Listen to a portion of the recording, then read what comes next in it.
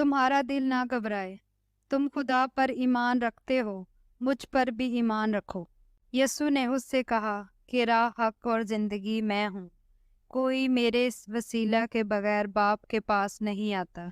लेकिन मैं तुमसे कहता हूँ कि अपने दुश्मनों से मोहब्बत रखो और अपने सताने वालों के लिए दुआ करो, ताकि तुम अपने बाप के जो आसमान पर है बेटे ठहराओ, क्योंकि वो अपने सूरज को बदों और नेकों दोनों पर चमकाता है और रास्तबाजों और नारास्तों दोनों पर मीना बरसाता है।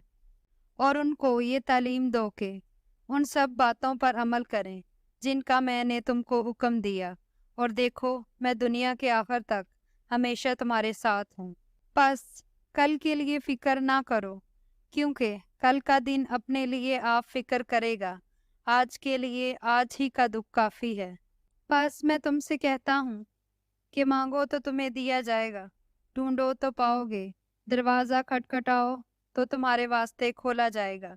क्योंकि खुदा ने दुनिया से ऐसी मोहब्बत रखी कि उसने अपना इकलौता बेटा बख्श दिया, ताकि जो कोई उस पर ईमान लाए हलाक ना हो, बल्कि हमेशा की जिंदगी पाए। और आदमी अगर सारी दुनिया को हासिल करे और अपनी जान का नुकसान उठाए, तो उसे क्या फायदा होगा। मैं तुम्हें एक नया हुक्म देता हूँ कि एक दूसरे से मोहब्बत रखो, कि जैसे मैंने तुमसे मोहब्बत रखी, तुम भी एक दूसरे से मोहब्बत रखो।